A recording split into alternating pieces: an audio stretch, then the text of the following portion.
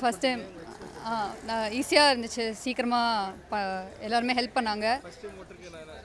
எல்லாருமே ஆமாம், எல்லாருமே ஹெல்ப்ஃபுல்லாக இருந்தாங்க. ஸோ ஃபஸ்ட் டைம் ஓட் பண்ணுறவங்க எல்லாருமே ஃபஸ்ட்டு ஓட் பண்ணணும். பண்ணும்போது யோசிச்சு ஒழுங்காக ஓட் பண்ணணும்.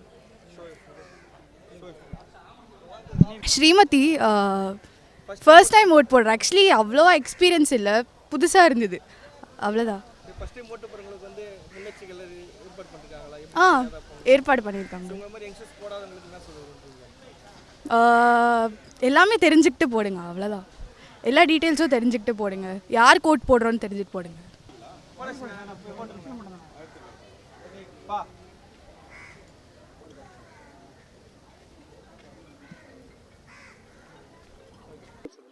என் பேர் தனிக்ஷா, திருநெல்வேலி தான்.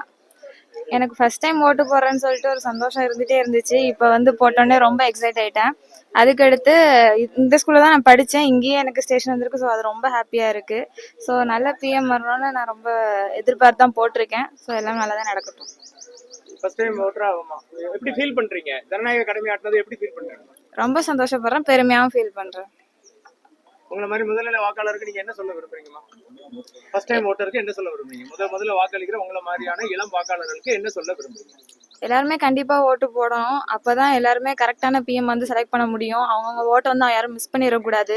அதனால கண்டிப்பா எல்லாரும் ஓட் போடுங்க. அவ்வளோ.